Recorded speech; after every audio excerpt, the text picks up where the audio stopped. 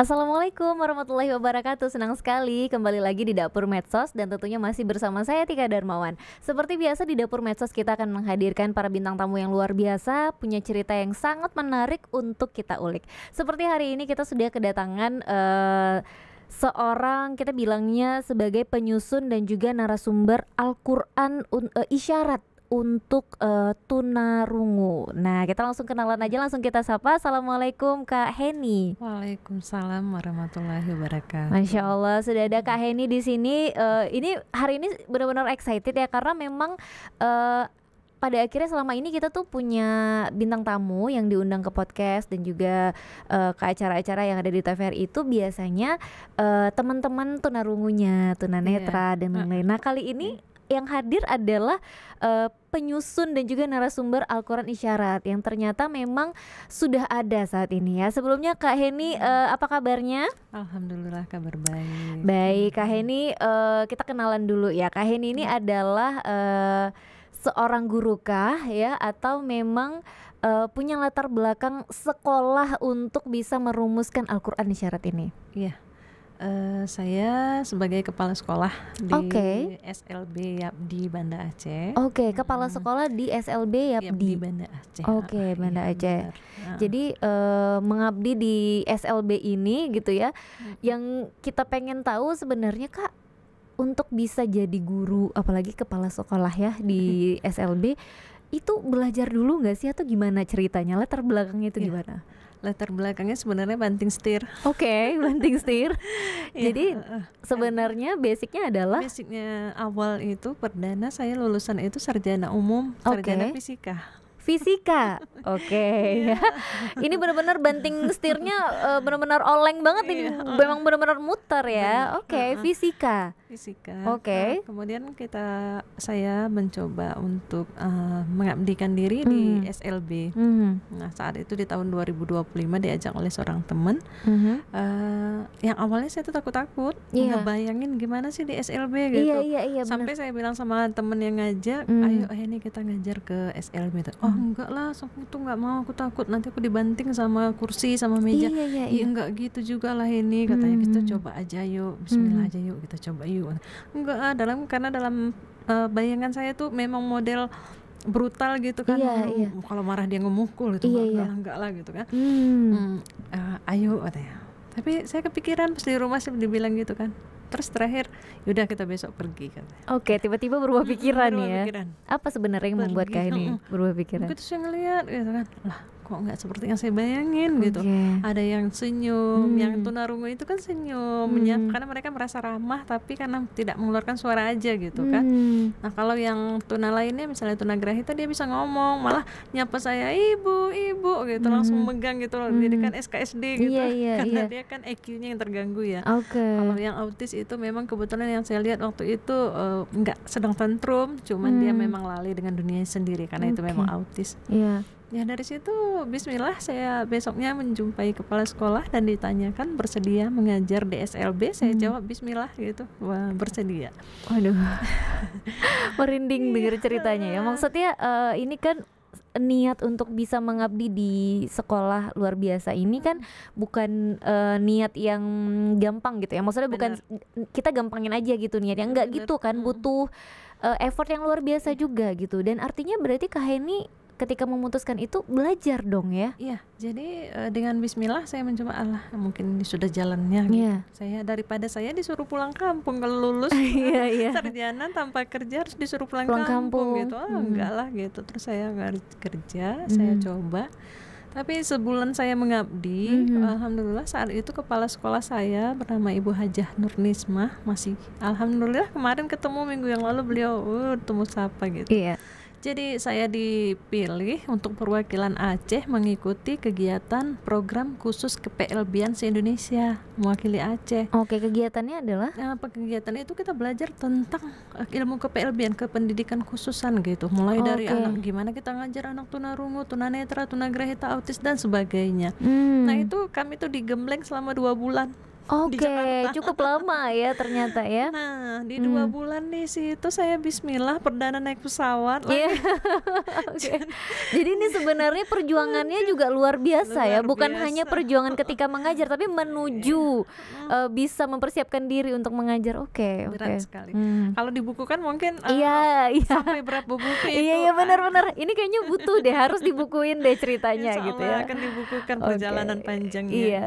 Jadi selama 2 bulan itu kita benar-benar mengetahui dengan memanggil mereka itu di sana, narasumber kita itu memang orang yang mengajarkan ilmu ke-PLB-an, kependidikan khususan, ada dosen gitu, ada yang memang orang yang dari sekolahan langsung gitu, dan ada praktek khusus langsung gitu. Misalnya hari ini kita praktek tentang tunarungu, oh begini yang saya bilang, misalnya A, katakan A, begini A, mimik mulutnya gitu, suaranya, getarannya dari mana, vibrasinya, isyaratnya gimana gitu. Jadi bayangkan dari jam 8 pagi sampai jam 11 malam kita digembleng, terus kita belajar itu. Alhamdulillah selama 2 bulan, kebetulan posisi saat itu masih gadis kan, jadi pikirannya belum kemana-mana ya, belum terbagi-bagi gitu. Ya. Jadi peserta termuda lagi. Oh iya, wow. Masih 2005 kan. Iya. Nah alhamdulillah saya waktu itu ngajar 2 tempat, di Mantungkup iya juga, di SLB juga iya gitu. Oke. Nah, seiring pulang dari sana, seminggu dari sana, saya diseminasi, lapor kepada kepala sekolah apa yang sudah saya dapatkan, begini. Jadi di sanalah saya baru paham, oh ternyata menghadapi anak yang tunarungu begini, anak yang tunanetra begini. Karena kan saya nggak punya basic nih masuk ke SLB awalnya. Hanya melihat teman-teman senior, oh kalau dia mengajar ini begini ini, tapi kan itu bukan ilmu yang harus gimana ya, iya bukan kita pelajari khusus gitu ya. Jadi selama 2 bulan itu benar-benar saya belajar gitu kan, kita dikasih modul, terus kita praktek gitu, benar-benar dapet kalau menurut saya ya. Nah dari situ saya langsung bismillah, terus saya memutuskan seminggu di sini, saya lapor kepala sekolah dan saya memutuskan untuk tidak lagi di Mantungkup gitu. Nah, justru saya melepas sekolah umum karena sampai kepala sekolah yang di Man waktu itu, karena saya dulu masa kami kan masih apa sih namanya kita PPDL ya, PPL, iya. tapi saya nggak dikasih pulang lagi, artinya saya disuruh ngelanjutin kerja di sana karena saya waktu itu sebagai sering pengganti pamongnya mengajarkan gitu. Nah kepercayaan kepala sekolah juga sih. Tapi dengan beratnya kepala sekolah itu melepaskan gitu kan, nggak apa-apa Bu ini bagi waktu aja gitu. Tapi jawaban saya setelah saya salat istikharah dan lain sebagainya, saya cuman komunikasi dengan almarhum orang tua ayah saya ingin melepaskan di Mantungkup gitu. Jawaban kakak saya itu menyedihkan kalau saat ini saya dengar. Lihat tuh anak bungsu ayah gitu, capek-capek disekolahin, sekarang malah milih ngajar anak-anak idiot katanya. Kalau sekarang itu disampaikan saya akan marah besar gitu, gitu karena saya sudah sangat mencintai mereka. Gitu.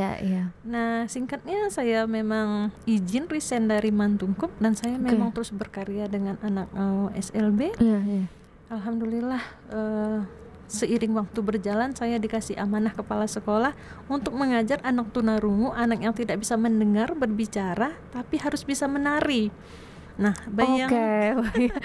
gimana cara mereka bisa mengikuti musik dan lain-lain ya? Jadi di situ saya punya tantangan besar nih. Gimana ya mereka bisa nari gitu. Nah, terus kan saya ngidupin musiknya gitu kan. Nah, masih zaman itu kan pakai CD ya.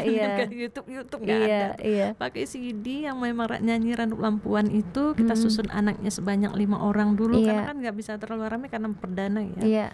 Nah, kita yang dengar setelah saya pahamin, setiap irama musik itu pergantian itu ternyata di hitungan 8 gitu. Misalnya ternyata kalau kita hitung 1, 2, 3, 8 terus baru ganti 8. Nah triknya, metode yang saya ajarkan, setiap gerakan itu saya buat isyarat, artinya berubah gaya gini. Misalnya ke kanan, berarti saya buatnya ke kanan, berarti gini 8 kali. Nah mereka saya ajarkan, mereka nggak mendengar nih, tapi bagaimana mereka bisa menyesuaikan musik. Nah ilmunya saya sampaikan, kalian hitung juga di dalam hati, tapi jangan sampai, karena ada sisa yang punya ini suara kan tuh 2, jangan nanti orang dengar, saya bilang. Jadi di dalam hati. Nah karena kita ada rame, nggak mungkin sama hitungan, ada yang cepat, ada yang lambat. Nah kita yang dengarlah yang ngetahui di mana musik itu berganti. Nah makanya harus ada tanda atau isyarat itu sudah berhenti gitu. Berhenti itu gini, berhenti, ganti gitu, ganti gerakan artinya gitu. Nah saat muter misalnya saya suruh tinggal muter gini, saat mundur saya giniin, saat maju saya giniin. Oke. Jadi ada triknya sendiri ya, dan itu nemu sendiri juga ya Kak, gimana caranya kayak idenya dari muncul sendiri ternyata. Iya, mungkin riset juga kayak ini kayaknya harus gini deh gitu ya. Karena kan kita tantangan ya, nggak punya ilmu yang memang gimana gitu kan. Ya udah, tapi alhamdulillah tantangan itu sangat mengasihkan, kalau mengasihkan bagi saya. Akhirnya mereka bisa, dan alhamdulillah sepanjang perjalanan itu bahkan sampai tingkat nasional anak-anak kita itu ada mengikuti perlombaan nari sampai ke tingkat nasional untuk mewakili sekolah tersebut gitu. Luar biasa. Memang bersaing sesama SLB tapi mewakili provinsi Aceh gitu. Wow. Alhamdulillah. Keren banget ya. Kadang kita kan suka takjub karena memang nggak tahu prosesnya gitu ya. Jadi ternyata mereka mampu gitu, ternyata mereka bisa gitu. Hanya saja mungkin metode-metode yang digunakan itu yang memang harus kita sesuaikan lagi, kita pahami juga gitu ya. Tapi sebenarnya Kak, sebelum kita masuk ke poin bahwa akhirnya bisa menyusun Al-Quran Isyarat ini, sebenarnya niat mulia ini tuh apa sih pemicunya gitu sampai saya mau ngajar di SLB aja gitu kan, karena sampai meninggalkan yang sekolah umum gitu. Apa sih sebenarnya dasar niatnya gitu? Ya, jadi mungkin karena itu tadi ya, saya dapat motivasi yang besar gitu, terus semangat yang membara gitu saat ngajar, karena saya baru mengetahui ternyata kalau harus mengajar tunarungu tuh begini, step by stepnya begini, tunanetra itu begini, tunarungu, tunagrahita itu begini. Jadi saya tuh pengen praktek orangnya gitu. Saya tidak suka teori doang, tapi saya pengen praktek gitu. Nah, tapi kan kesulitannya lebih tinggi. Salah satunya, makanya saya bilang saya suka tantangan. Berarti cocok ya sebenarnya, inilah jawabannya gitu ya. Oke, karena memang suka tantangan juga gitu ya. Karena kan pasti beda ya. Apalagi waktu PPL kan ngajarnya murid-murid umum biasa gitu ya. Iya, luar biasa. Oke. Sampai akhirnya menyusun satu Al-Quran Isyarat untuk penyandang disabilitas ini gimana ceritanya Kak? Kebetulan saat itu saya sering dengan kementerian di Kemendikbudristek ya, selalu kegiatan kita sering perwakilan Aceh mengikuti. Alhamdulillah saya sebagai kepala sekolah penggerak di angkatan pertama Aceh juga. Jadi banyak kegiatan. Terus nggak tahu saya dari mana gitu sumbernya gitu. Terus saya dihubungin oleh Kementerian Agama Republik Indonesia di bawah LPMQ ya, Lembaga Pentasihan Quran itu Republik Indonesia, untuk membersamai mereka diundang menyusun dan narasumber Al-Quran Isyarat gitu. Saya pas dapat undangan ke Dinas Pendidikan gitu kan, by name ya, nama kita langsung, dan saya coba ke sana. Ternyata saya perwakilan Aceh sendiri. Satu-satunya? Iya benar. Wow, luar biasa.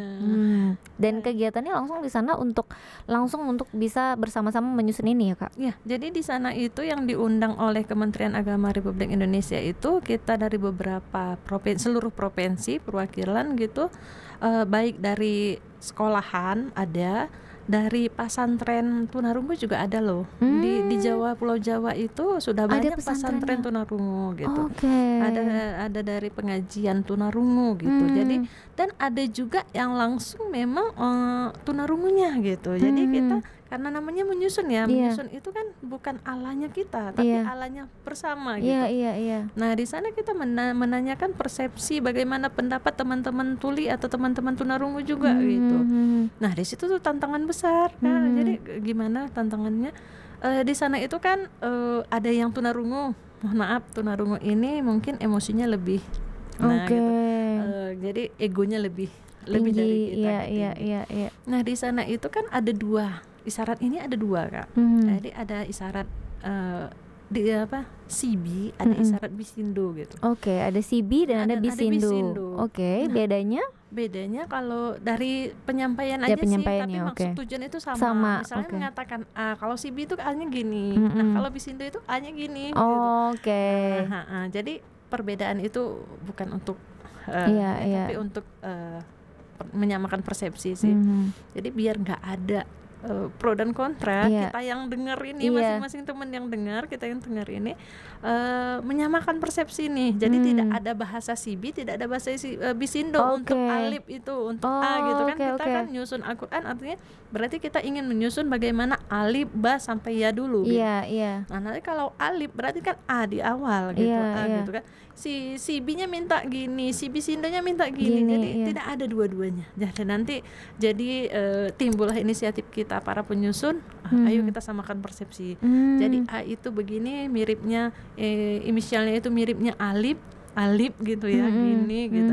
Nah kalau ba itu begini, kenapa? Kalau ba itu begini, kalau B-nya si B begini, kalau B-nya Bisindo begini kan.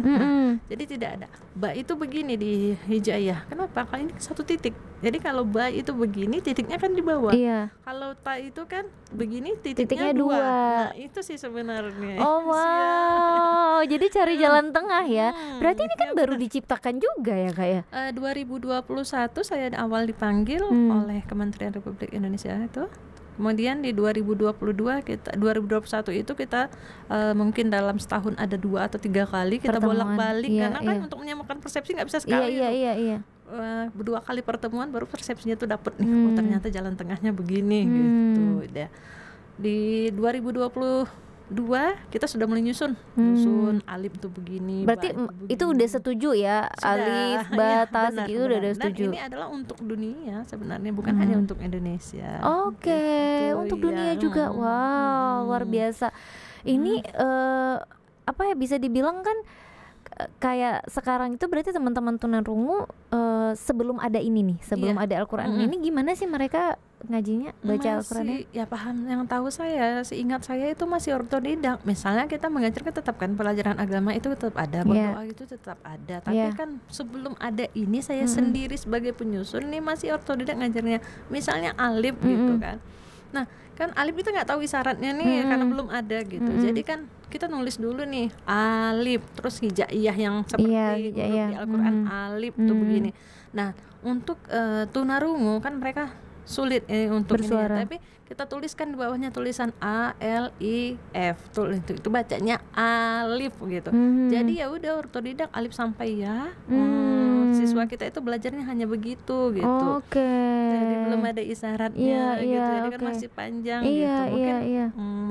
Mungkin di umur yang kelas 1, kelas 2 itu agak sulit masih kan, karena masih terlalu panjang. Alif, ba juga gitu, B, A, ba. Begini tulisannya, ta juga gitu gitu. Belum ada inisialnya.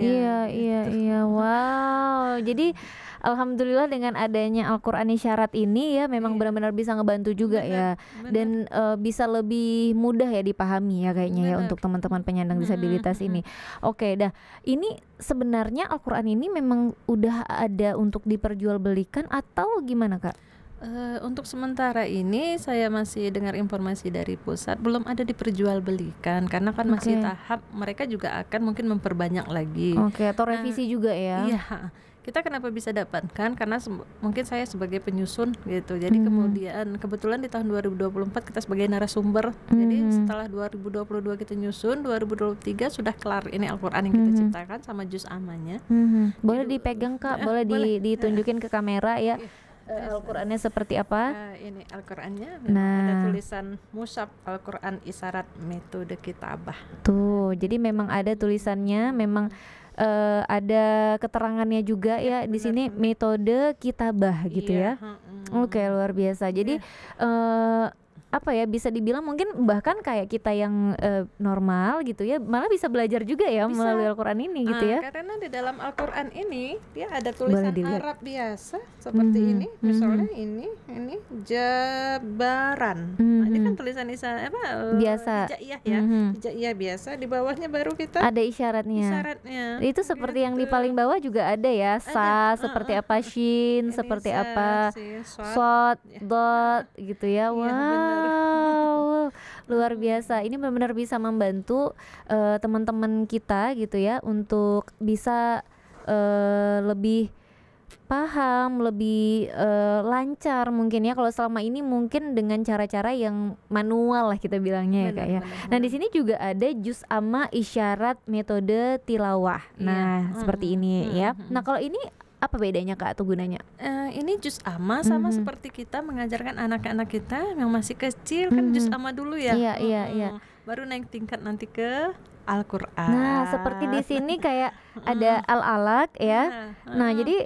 Nah, dari bismillahnya juga udah ada isyaratnya gitu ya, bismillah. Jadi mereka bisa paham, bisa baca surah-surah pendek ya Kak ya. Bener. Wow, luar biasa. Bahkan ada artinya juga di sini. Iya. Wow, luar biasa. Ini satu apa ya, bisa dibilang penemuan yang luar biasa kita bilang. Karena kan mungkin selama ini mereka semua teman-teman disabilitas, penyandang disabilitas ini kan serba keterbatasan ya Kak ya. Bahkan untuk fasilitas yang ada di negara kita sendiri juga sangat terbatas gitu. Bener. Nah, kalau dengan adanya hal-hal seperti ini kan mungkin bisa membuat mereka juga merasa sama dengan teman-teman yang lain gitu ya. Iya, tidak dibedakan lagi dan mereka bisa mendapatkan pendidikan atau juga pengetahuan yang sama gitu. Kita bisa ngaji, mereka juga bisa ngaji gitu dengan caranya, dengan isyarat yang ada gitu ya. Oke. Nah, kalau nantinya teman-teman dari sekolah-sekolah yang ada seperti SLB gitu ya, dan teman-teman penyandang disabilitas pengen mengakses ini gimana ya, karena belum ada ya, atau kapan terbitnya Kak? Kebetulan di tahun 2024 saya sudah membagikan ini kepada teman-teman yang masih waktu itu Al-Qur'annya belum dicetak, tapi juz amma sudah kita bagikan ke SLB, Banda Aceh dan Aceh Besar tuh sudah kita bagikan gitu. Oke. Jadi mereka udah dapat juga di sekolah-sekolah ya. Jadi kalau memang teman-teman yang belum kebagian, mungkin di YouTube sekarang sudah ada. Dan itu tidak beda dengan yang ini gitu. Jadi bisa juga ya. Tapi kan memang sebenarnya kalau yang tertulis gini ya, yang dicetak gini tuh kan lebih bisa dibilang lebih enak kita ini ya, kita coba kayak kita bisa lihat langsung gerakannya. Bahkan kayak tadi Tika juga nanya ke kayak ini, gimana sih Kak dari alif, ba, ta, sa, jim tuh udah bisa ya, jim. Terus hanya gimana tadi? Ha tetap gini ya tuh. Itu gini. Hanya gini. Ha gini gitu ya. Ha. Ini da. Da. Ini Za. Ada titiknya ini kan? Iya. Ini ra. Ini zai karena ada titik zai. Tapi gini, ini sin. Nah, ini sin, ini shin. Terus ini sod, seperti mau nimbuk. Sod ya, terus dot, seperti jempolnya dikeluarin. Terus ini ta. Gini ya, gini ta. Ini za, dinaikkan jempolnya karena ada titiknya kan za.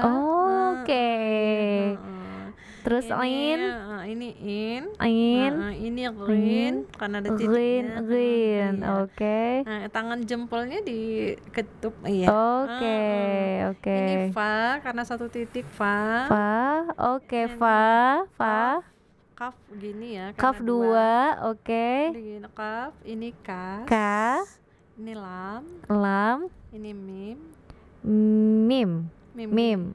Iya. Mim. Ini sebenarnya gini. Di kepal, yang lain di kepal, ini berdiri. Mim. Ini nun. Ini wow. Ke bawah. Wow. Kalau iya, wow. Ini ha. Iya. Ini lam. Ini alif. Hamzah. Iya. Jadi sebenarnya bisa dipelajari juga gitu ya. Yang penting mau dulu gitu. Sebenarnya kan kita nih teman-teman yang bisa dibilang yang normal gitu, yang biasa itu kan sebenarnya pengen juga loh Kak, dari kita tuh ada yang pengen bisa berkomunikasi dengan mereka gitu, sehingga kita bisa punya teman dari teman-teman penyandang disabilitas gitu. Cuman kan memang untuk mempelajari bahasa mereka ini kan nggak di semua tempat ada, nggak bisa sembarangan juga gitu kan. Nah, kalau Kakak sendiri waktu itu belajar bahasa isyarat ini tuh memang khusus sama merekanya gitu ya, sama anak-anak yang ada di SLB, atau ada pelatihan khusus yang Kakak ikuti gitu? Kalau dibilang pelatihan khusus nggak ada. Jadi saya belajarnya itu memang otodidak dari anak gitu kan. Malah saya nggak malu jadi seorang guru tuh nanya misalnya isyaratnya ini apa gitu. Mereka nggak paham, saya tulis ini bilangnya apa gitu. Oh gini gitu. Jadi kebetulan saya waktu itu ngajarnya jenjang SMA ya, udah besar gitu. Waduh, langsung SMA lagi ya. Jadi mereka itu seperti teman sama saya, seperti sahabat dan seperti guru kadang. Jadi saat kalau saya bertanya itu seperti teman gitu, aja, sejabat gitu. Jadi kalau pagi ya memang siswa kita gitu kan. Nah, Jadi saya belajarnya gitu, dan kita punya kamusnya itu namanya kamus Sibi. Kamus Sibi itu yang tulisnya di mana kita misalnya mengucapkan huruf A. Misalnya suka gitu, ada di situ di kamusnya gitu. Berarti per kata ya Kak ya? Per kata. Oke. Jadi memang bisa dibilang belajarnya otodidak gitu ya. Tapi sebenarnya perlu nggak sih Kak kayak kita tuh punya sertifikasi khusus gitu untuk bisa bahasa ini agar memang setara gitu sama mereka? Sebenarnya sih perlu sekali gitu kan, bahkan di mana-mana ini ada yang dikatakan di namanya gitu forumnya mereka ya, forumnya sesama tunarungu ini namanya Gerkatin. Gitu. Tapi di Aceh juga kebetulan yang ketua dan anggotanya itu adalah alumni saya gitu. Tapi mereka belum membukakan kelasnya gitu. Sementara kalau di provinsi-provinsi lain mereka sudah membuka kelas gitu. Membuka kelas artinya mengajarkan teman-teman yang tidak tuli atau ini untuk belajar, bisa belajar gitu.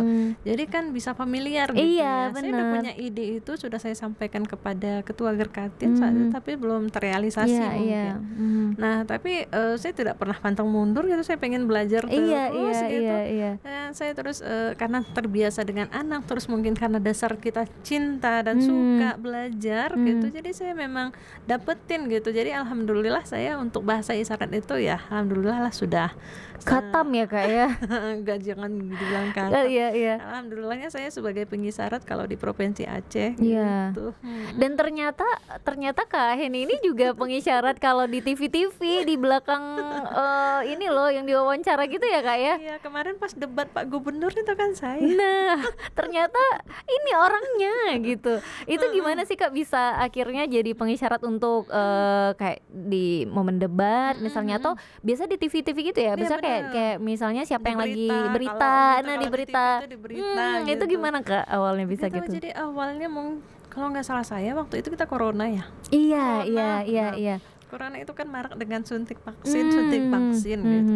Nah, sementara disabilitas itu juga kan harus tahu kita nggak boleh keluar sembarangan. Kita juga harus melakukan suntik vaksin, kita harus banyak minum, mencuci tangan. Nah, tidak ada yang memberikan isyarat pada mereka gitu. Tapi saya nggak tahu dapat anugerah dan ilham mungkin ya, dari balik musibah ada anugerah mungkin. Kebetulan saya dihubungin oleh dari Sekda, Humas Sekda pemerintahan Aceh gitu, untuk siapa yang bisa isyarat gitu. Jadi intinya saya ditunjuk oleh kepala dinas langsung gitu, kepala dinas pendidikan Aceh saat itu Pak Rahmat Fitri, langsung menghubungi saya, menyuruh saya untuk ke kantor gubernur, komunikasi dengan biro humas, dan mereka itu membuat seperti kontrak dengan kita gitu. Jadi mulai dari situ semenjak COVID itu dimanapun ada sosialisasi atau apapun yang disampaikan oleh Pak Gubernur dan Pak Sekda waktu itu selalu saya yang di sampingnya gitu. Ya itu kan biasa kalau Tika lihat ya kayak kemarin di beberapa acara gitu, itu punya ruangan atau box khusus ya untuk pengisyarat gitu. Jadi apa yang disampaikan itu langsung gitu. Dan itu buat kita yang ngeliat tuh sebenarnya seseru itu ya. Kok seru banget kayaknya ya bisa bahasa isyarat gitu ya. Apalagi kalau sesama kita tahu, apalagi sesama bestinya punya bahasa isyarat kan enak ya kayak gitu. Jadi kayak kalau ada yang mau dibilang tuh kayak nggak harus ada suara gitu ya. Iya, tapi itulah yang dibilang mungkin hikmah ya di balik satu musibah justru akhirnya membawa Kak Heni menjadi pengisyarat di setiap dan di Aceh gitu ya. Kemudian Polda juga kan, kalau Polda gitu ya untuk vaksin juga. Terus kalau Polda malah sampai hari ini masih gitu. Untuk segala kegiatannya. Jadi kalau kegiatan di Polda itu ya khusus tentang narkoba atau siapa itu yang tentang narkoba itu pasti kan ada konferensi itu tetap alhamdulillah kita dipanggil. Kalau itu nggak di ruangan khusus tapi memang langsung di belakangnya. Kemarin debat gubernur juga gitu, debat wali-wali kota, bupati. Sibuk banget nih kayaknya kayak ini kemarin ya waktu sampai kesingkil. Waduh. Iya dong. Jadi sebenarnya itu kan tujuannya balik lagi adalah supaya teman-teman disabilitas itu juga bisa menikmati apa yang disajikan di TV ya, seperti debat mungkin ya kan, terus konferensi pers yang isinya berita tentang apa, jadi mereka juga paham gitu. Artinya kenapa harus diadakan isyarat untuk di dalam konferensi pers atau di dalam berita apapun, karena kan kita ceritanya tadi inklusif sekarang, tidak boleh meninggalkan atau membiarkan seseorang yang tidak paham.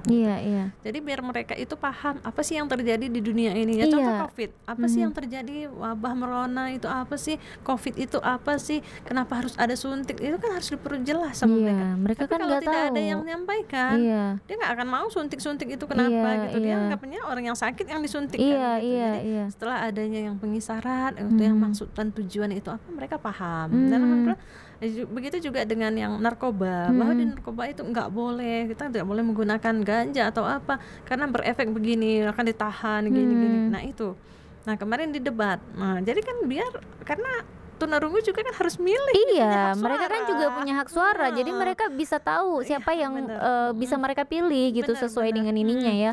Waduh, seru banget ya. Nah, menjadi kepala sekolah saat ini di SLB Yapdi itu udah berapa lama, Kak? Kalau saya kepala guru 10 tahun, kepala sekolah 10 tahun. Itu di sekolah yang lama, di SLB PAC.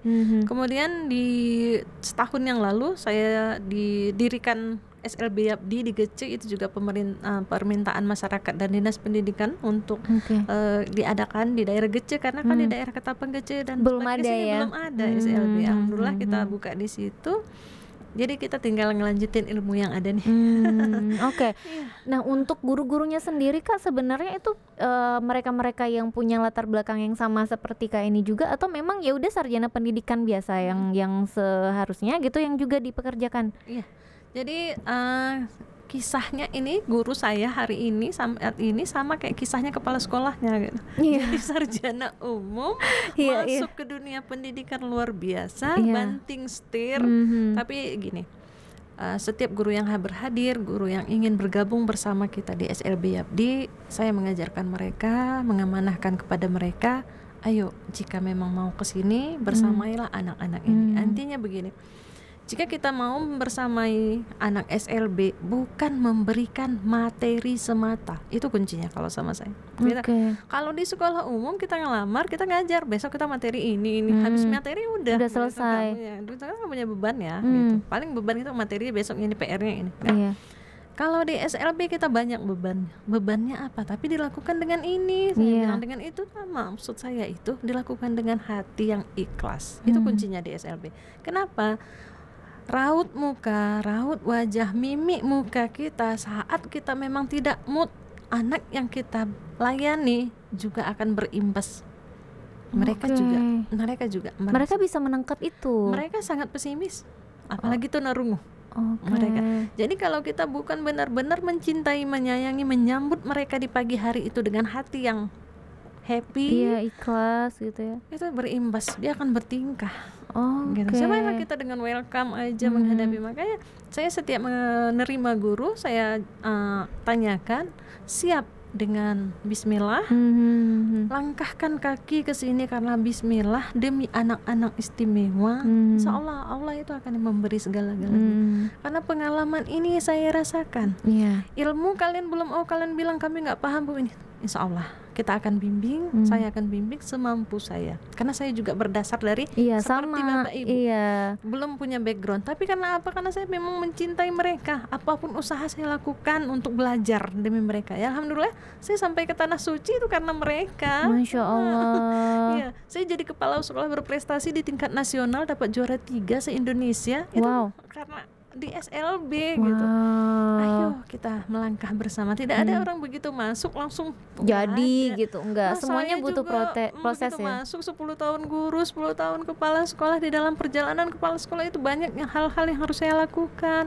Tapi kalau saya sebagai kepala sekolah hanya duduk diam dengar juga nggak akan berprestasi. Tidak akan sekolah berkembang. Tapi alhamdulillah dengan kerjasama, dengan bismillah, dengan niat yang tulus lah, alhamdulillah Allah jawab segalanya. Masya Allah, luar biasa ya. Jadi balik lagi niat sih sebenarnya gitu ya. Jangan iming-iming ini itu dulu ya gitu Kak ya. Saya nggak mau kasih iming-iming. Kalau data Bapak Ibu insya Allah kita perjuangkan, kita bersama Dinas Pendidikan itu mensupport. Karena SLB itu sulit. Orang Dinas Pendidikan sangat paham bagaimana kesulitan itu ya. Mengajar anak SLB 5 dengan mengajar anak di sekolah reguler 30 itu mungkin tidak sebanding lebih mudah 5 yang 30 kayaknya ya. Nah mereka juga tidak tutup mata gitu.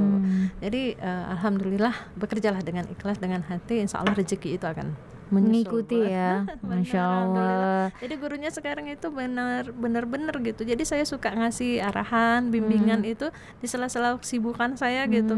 Dan gurunya nggak boleh malu bertanya sama saya. Misalnya, Bu, ucapin gini gimana ya Bu? Gitu.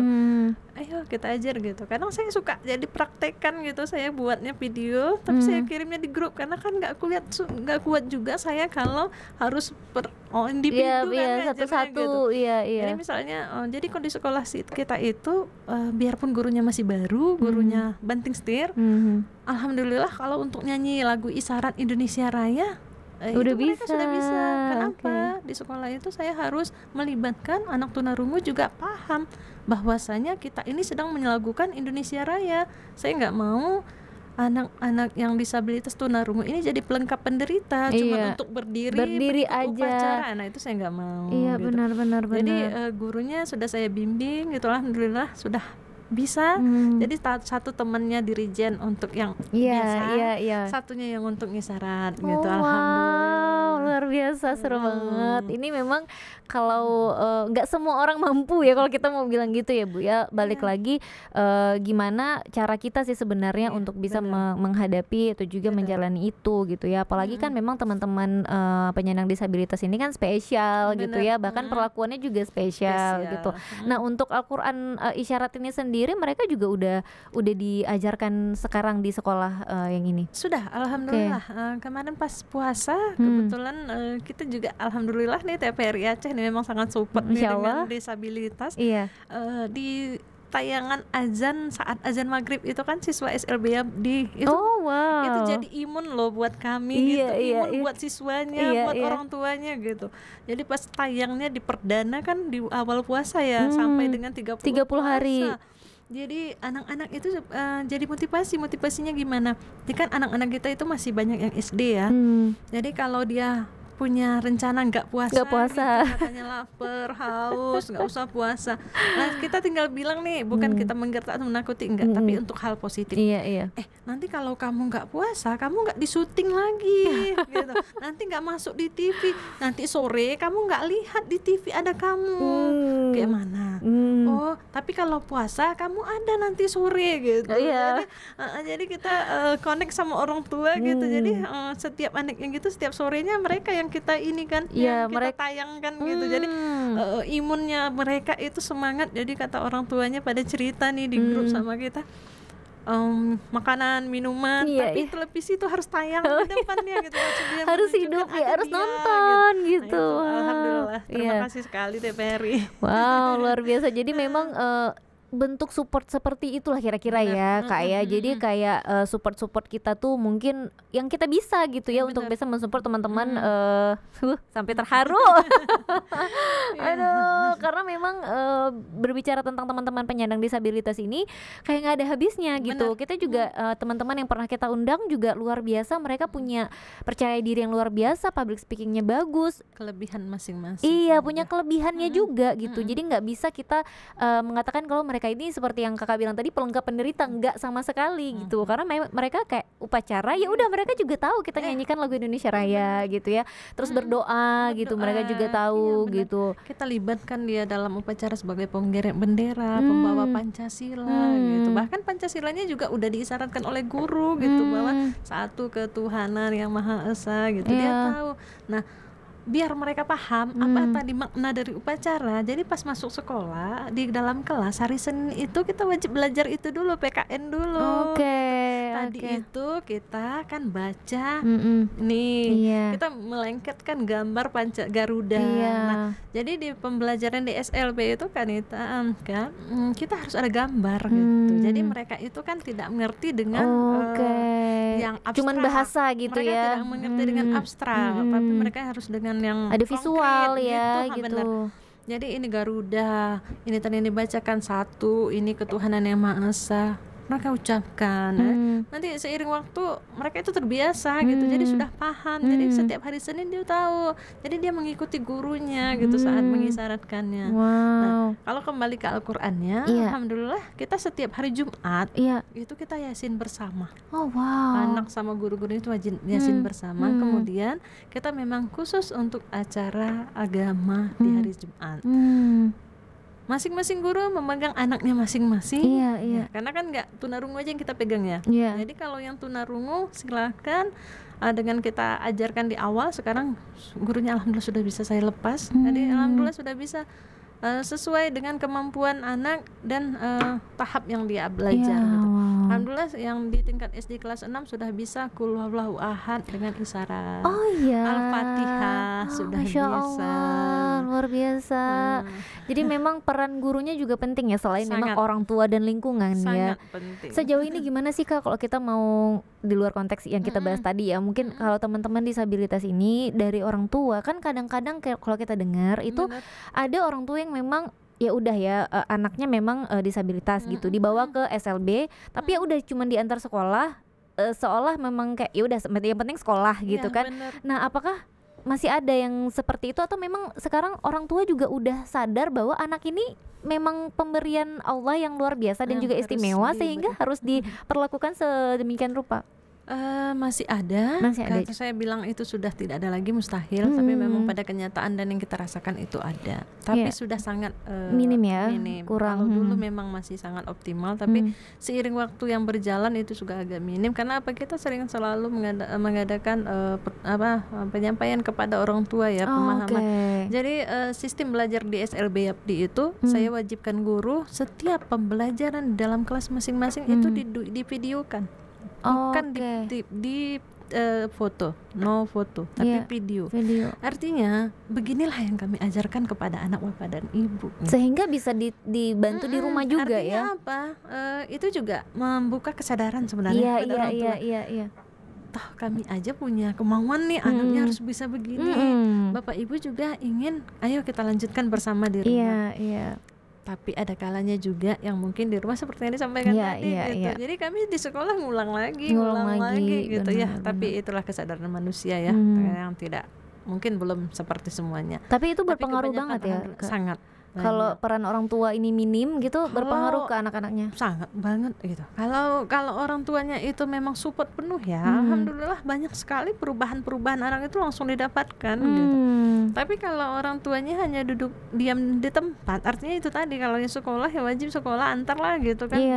Maaf nih, kurang beban sebentar, rentan waktu, siang sudah kembali. Nah itu ya terserah lah gimana di rumah gitu. Nah itu juga mungkin gimana ya gitu. Tapi kembali lagi, makanya kita itu tadi sistemnya coba kita mengetuk pintu hati orang tua, kita kirim itu di share di video di grup-grup gitu kan. Jadi artinya kita apa, bukan memilih si A si B lebih, enggak. Artinya apa, termotivasi kah orang tua untuk membisarkan anak yang seperti ini begini juga. Usaha apa sih yang ingin dilakukan orang tua gitu. Karena saya orangnya welcome, membuka sekali kesempatan kepada orang tua untuk diskusi, untuk Bu, kalau dia mau begini bagaimana ya. Alhamdulillahnya di sekolah saya itu saya punya penjaga sekolah yang CS saya itu alumni tunarungu yang masa saya dulu bekerja, tapi mengikut saya gitu. Jadi alhamdulillah mereka itu ahli batik. Mungkin nanti saya pengen deh dipanggil ke sini untuk ditunjukkan batiknya. Jadi dia membuat batik itu memang manual gitu, dari kain putih dasar dia melukis dulu di atas kertas putih, di kain putih baru dia mewarnai, mencantik. Nah pokoknya sebenarnya itu batik tulis namanya. Alhamdulillah kalau batik di SLB Yapdi itu kita nggak beli dari luar. Tapi dibikin. memang hasil karya SLB Yapdi sendiri. Masya Allah, gitu. luar biasa. Jadi memang sebenarnya gini ya, kayak seperti yang Kakak bilang tadi bahwa ikhlas itu nomor satu dulu. Ya kan niatnya gitu. Nah peran orang tua sebegitu besarnya juga gitu ya. Tapi memang kayak kita tuh dua kali kerja gitu ya. Jadi kayak kita udah menginikan anak-anak, tapi kita juga harus bisa meyakinkan orang tua, ikut bikin orang tua mau terlibat gitu ya. Jadi kayak dua kali ya kayak anak dan orang tuanya gitu. Ada juga yang satunya lagi CS saya yang menjaga sekolah itu adalah mampu melukis. Alhamdulillah baru kemarin 2024 bersama Kementerian Sosial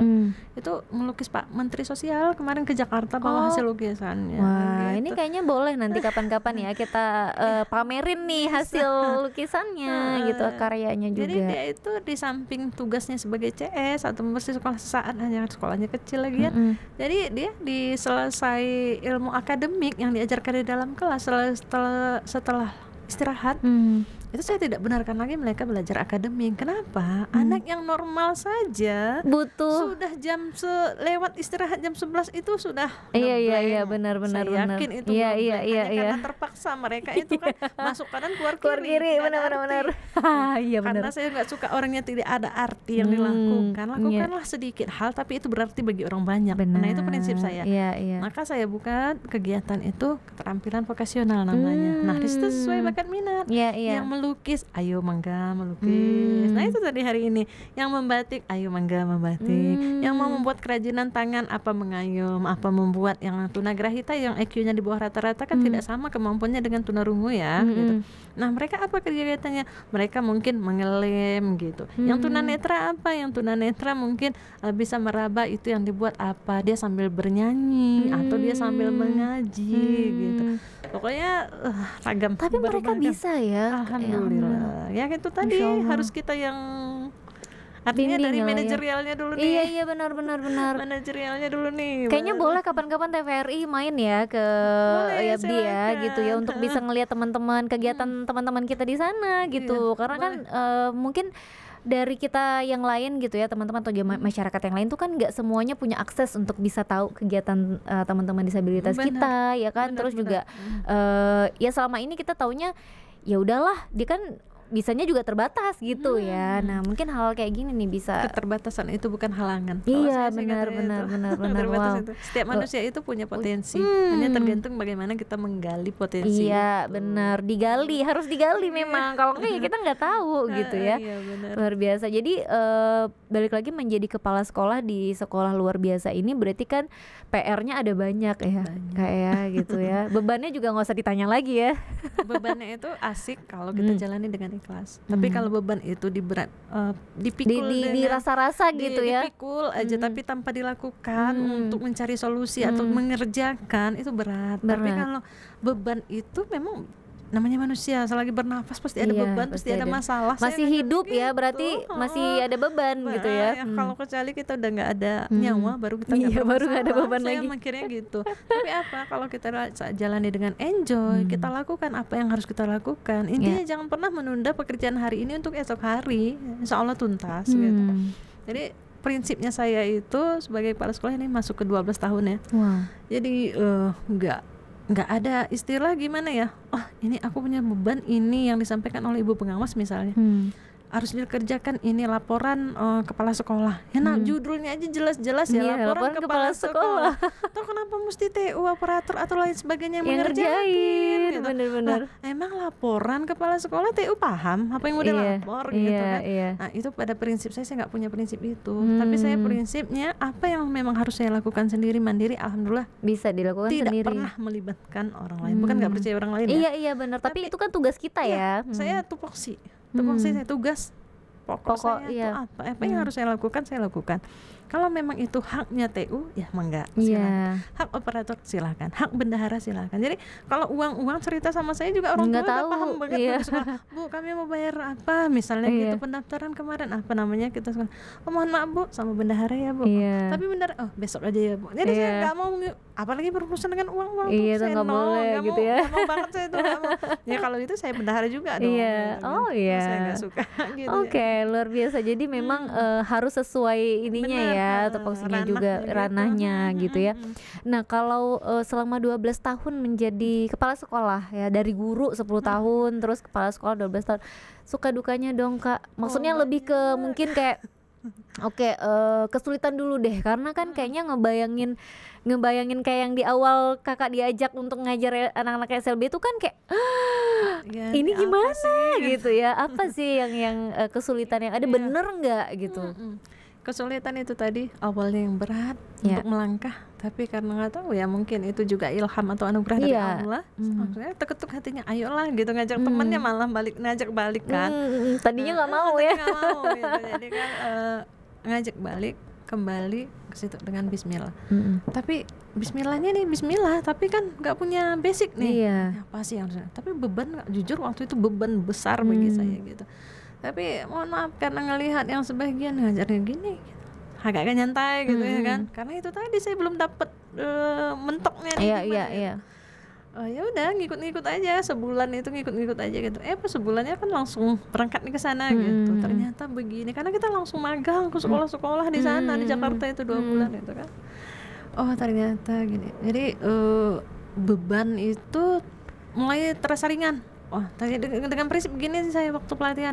Alhamdulillah waktu itu masih posisi seperti yang saya sampaikan, masih agak muda sedikit ya. Jadi kegiatan gitu kita kan memang harus aktif ya. Kebetulan kita punya bakat nari nih. Sedikit punya bakat nari. Jadi kita kan biar nggak digujel sama materi-materi.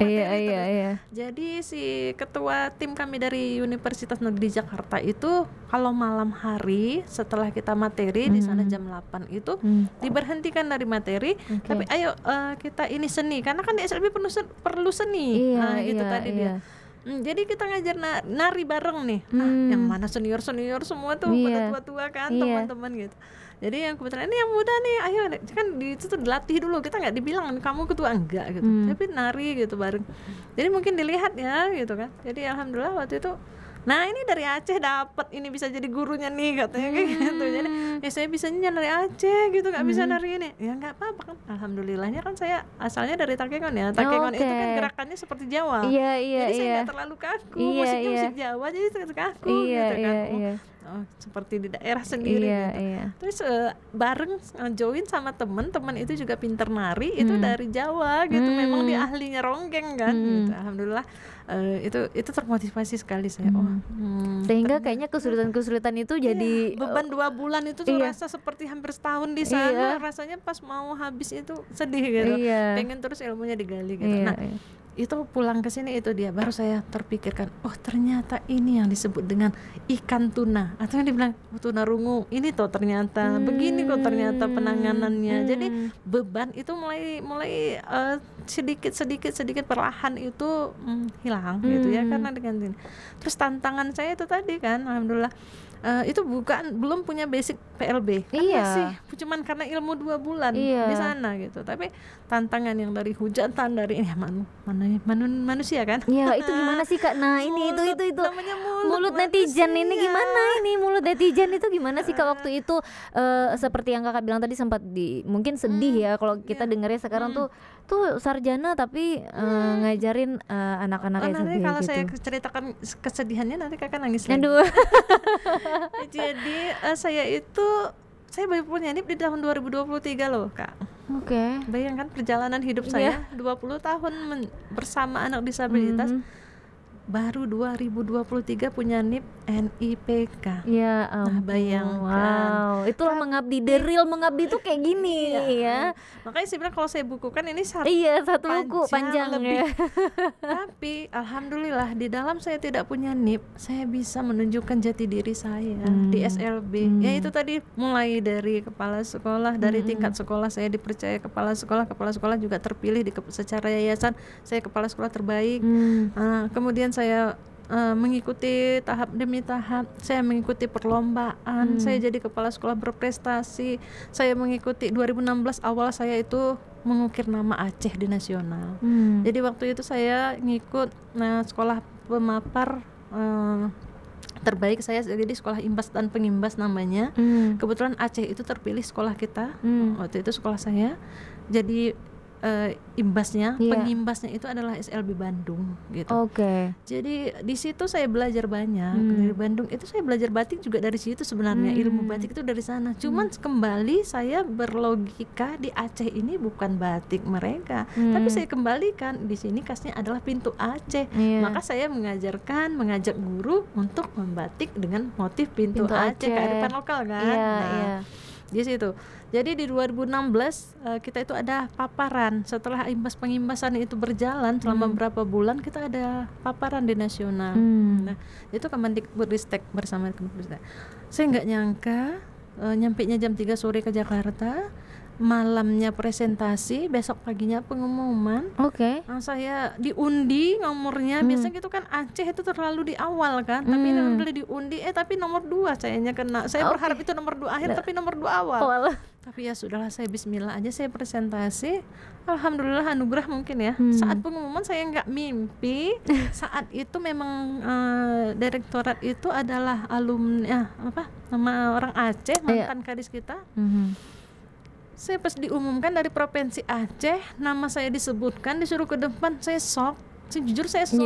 Nggak apa-apaan. Teman-teman, ayo Bu, saya shock gitu.